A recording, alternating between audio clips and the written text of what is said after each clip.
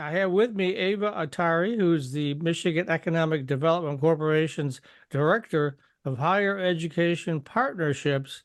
And she's going to be talking not only about the Michigander Scholars Program, but she's also going to talk about a new STEAM Ahead internship program, a one-to-one wage match to employers that are hiring. So lots of stuff to talk about, right? Yes, absolutely. Thanks so much for having me here today. All right, let's start with assuming, because even I don't know exactly what the Michigander scholarships are. So let's start with that. Why don't you define that and tell us what that's all about, and then we'll kind of move through the discussion. Sure. So the Michigander Scholars Program is the first of its kind in the U.S. It represents an unprecedented public-private partnership with some of Michigan's major advanced manufacturing employers and universities here in Michigan. It was actually piloted last year with the University of Michigan, Ann Arbor, Dearborn and Flint, Michigan Tech University, and Michigan State University. And the program really helps to provide an opportunity for current tech and engineering students to be able to get a behind the scenes perspective on the advanced manufacturing industry, specifically electric vehicles and mobility and semiconductors. And it provides them with networking opportunities, mentorship opportunities, and then it also provides them with a scholarship. So if they get a full-time job offer or an internship, and I use that term quite broadly, that could be a co-op or a senior design or capstone, then they can get $5,000 or $10,000 in scholarships. And we actually expanded the program to include a couple of additional universities as well. Okay, so the program was recently highlighted on CNN. Could you talk about that a little bit? Yes. So while the program is new itself, it is actually part of a trend in which other states and cities around the nation are really trying to think about ways, innovative ways, to try to attract people and keep them in our state. So this is one of our, tools in the tool belt, if you will. All Okay, right. so You were talking about EV mobility, semiconductors. Can you get a little bit more specific? What sort of internships exactly are these? I mean, would they like do it during the summer or what exactly? Yeah, so the internships can be throughout the semester. I think, summer internships are tend to be the most common, but they can also be fall or winter, spring internships as well. These are specifically with some key critical employers. We call them core employers here in the state that are in the EV or semiconductor space. So that could be, we recently added Toyota and Nissan and Subaru, who joined folks like GM and Ford. And then we recently added the semiconductor employers. So that's Hemlock Semiconductor, Calumet Electronics, KLA, and SK Siltron CSS. And these are internships that are specifically in key in-demand roles that were defined by these employers. So they identified them originally in electrical engineering and software development. And then we recently added computer engineers and process engineers. And those were identified by the employers as, these are the folks that we're going to be hiring in the next year to 10 years and the roles we want to fill to make sure Michigan's competitive.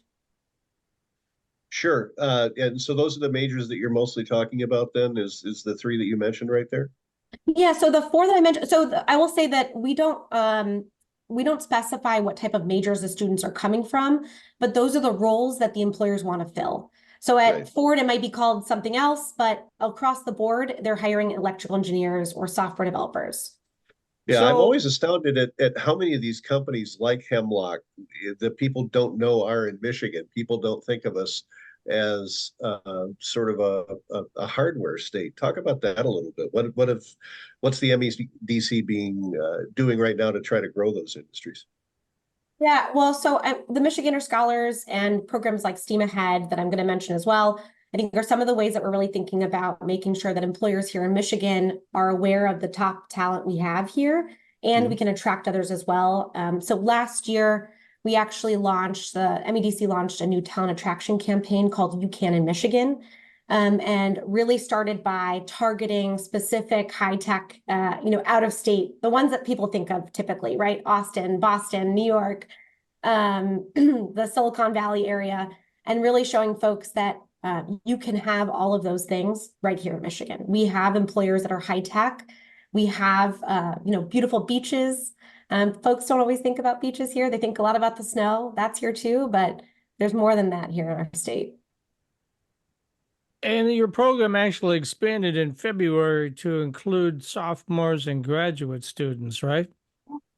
We did, yes. We actually, through feedback from our current participating universities, we actually expanded the program to include scholarships and graduate students as scholarship recipients. So they had been participating in the networking components, but actually getting the internship or full-time hire scholarships, we've expanded that to allow for that as well. Okay, so the other program yeah. you wanted to talk about, let's get to that now. Yeah, and I'll just briefly add with the expansion before we switch to STEAM Ahead.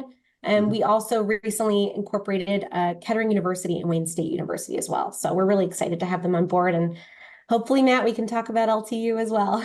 Okay, I hope so. Yeah. Yeah, so STEAM Ahead is one of the other initiatives that we've been working on to ensure that college students or recent graduates have an opportunity here to learn on-site experience. And so, research shows that internships strongly influence a recent graduate's decision on where to work and live. And so STEAM Ahead is one of the other opportunities besides the Michigander Scholars where we're trying to make that happen. And it's a one-to-one wage match. It's focused around more broadly, I would say, than the Michigander Scholars. So, tech companies are preferred, but it is quite open across the different industries, really thinking about the types of STEAM or STEM experiences that are available here. So one-on-one, so the Yeah. employer, let's just pick a number. The employer pays this person, say, $1,000 a week or something. Then MEDC matches it, or how, I don't quite understand how it all works.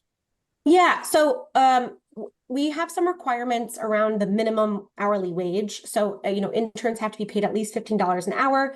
And then with the employer, we'll pay up to a certain amount and we'll match that 50-50 with them. So we'll pay up to $2,000 for a part-time intern and up to $4,000 for a full-time intern. And so if we put in 2,000, the employer has to put in 2,000. If we put in 4,000, the employer has to put in 4,000. And so we see this as a shared responsibility ultimately. And when did this program begin? So it was originally funded in 2021 by the MEDC, but was originally administered outside of the agency. When our office was created about 2 years ago, we started to, bring on more programs. And one of them was originally it was STEM Forward. And so we brought it in-house last year. And then also did surveys with the employers, those who are participating and those would like to participate, to better understand how we can make improvements to the program. And one of the ways that we heard that was through expanding it to include the arts as well. So from just STEM, including it to STEAM now. All right. Right, and that's we've always used the word STEAM at Lawrence Tech too because of our architecture program. That's exactly right. We're constantly vying with that little school in Ann Arbor that Mike might have heard of for having the biggest architecture school in the state. Right now, I think we've got a little over 700 architecture and design students at LTU. And, what they do is very scientific and involves a lot of, they're on the fringes of mathematics and engineering and, advanced materials and all of that stuff. But it is fundamentally an artistic pursuit, and that's what makes it fun. So it's great that you've added that into the program. That's truly, truly wonderful. How many people are participating right now? How many do you have out there? So with historically the program when it was STEM Forward had around 800 interns with 200 companies.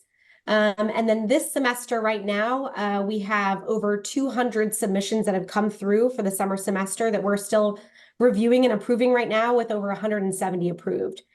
So we're really looking forward to being able to support a large number of internships this summer. What's a large number? Do you have a number in mind, or? Yes, our goal is about 500 to 600 interns by the end of this fiscal year. And at the state, we use the end of September is the end of our goal period. That's your So, end of your fiscal year, right? So, yes, yeah. So by September 30th, 500 to 600 interns, that's what we're looking at. huh. Yeah. So what's the next step in this program? I mean, once you give them funding for college and then get them an internship so they have a taste of the industry and how cool it is here in Michigan, how do we get them to stay? Yeah, I think it's gonna take more than just the program itself. It's gonna take a lot of investments. We've heard a lot of, the state has, as of last year, I believe it was, introduced this new chief growth officer role here in Michigan. And I know Hillary Doe has been going around the state doing public engagement tours to better understand, what are the different needs among the communities? Where do we see themes and trends across the state of what folks are looking for? And so I think with what she's learning there and what we're trying to incorporate here, we're hoping that we can meet the needs of Michiganders and really make sure that we're thinking about, what do they need from their community to help them stay here besides just a job?